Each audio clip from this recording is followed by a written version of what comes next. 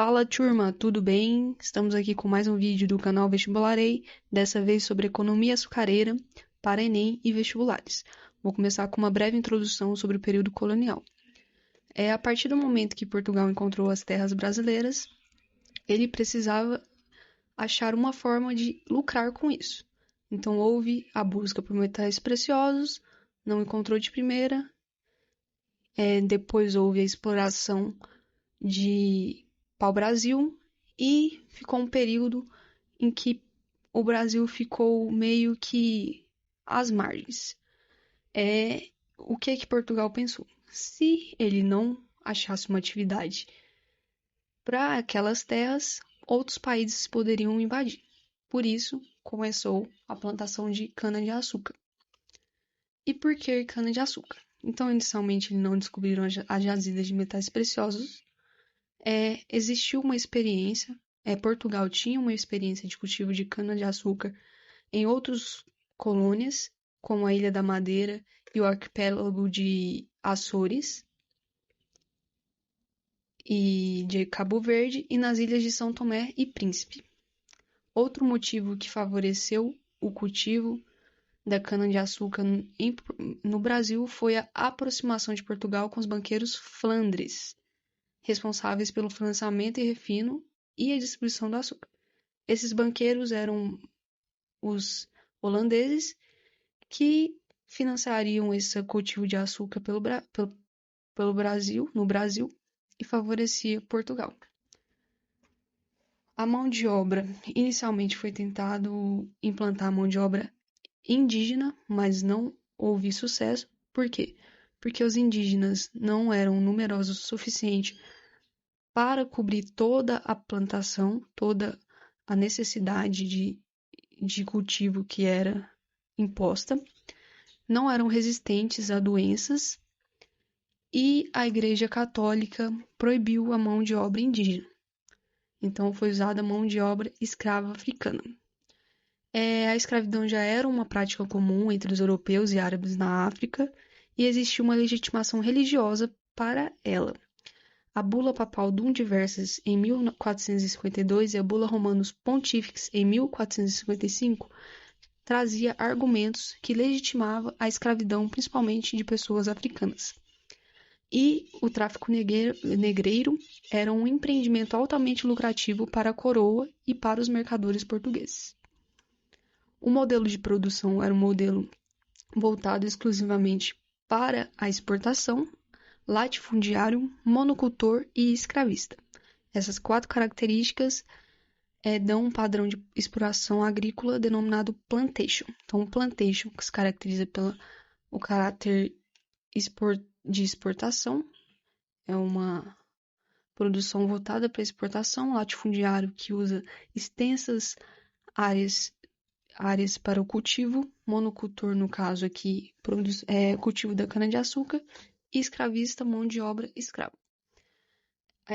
Sobre as unidades açucareiras, conhecidas como engenho, tinham que elas eram compostas por grandes propriedades de terras e chegavam a ter perto de 5.000 moradores. Era meio que uma microcidade. E ficavam no Nordeste brasileiro. Lembrando que esse período açucareiro, ele aconteceu ali no Nordeste brasileiro. A moenda, as casas das caldeiras e a casa de pulgar formavam a fábrica do açúcar e o produto era enviado para Portugal e depois para os Países Baixos, onde era refinado e comercializado. Novamente, Países Baixos pode se referir à Holanda também. A sociedade aqui denominada assurocracia, era relacionada ao açúcar. Quem tinha o controle do açúcar eram os senhores de engenho, o que estão no topo da pirâmide da sociedade. Os lavadores de cana eram pequenos fazendeiros que tinham algumas plantações de açúcar, mas não conseguiam terminar todo o processo sozinho. Precisava da fábrica do senhor de engenho para terminar o processo de açúcar. E pessoas livres estavam aqui intermediariamente, e os escravos eram a base da sociedade. Outra coisa sobre essa sociedade é que ela tinha uma mobilidade social quase inexistente, era difícil ocorrer uma ascensão social, e era uma sociedade tipicamente patriarcal. A mulher administrava a casa, onde deveria permanecer recolhida, e controlar o trabalho dos escravos domésticos. Outra coisa é aqui no finalzinho a crise do açúcar.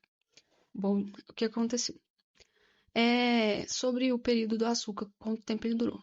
Ele começou ali mais ou menos no finalzinho do século XVI, perdurou todo o século XVII, e ali para o finalzinho do século XVII houve uma pequena crise relacionada à relação de Portugal e Holanda.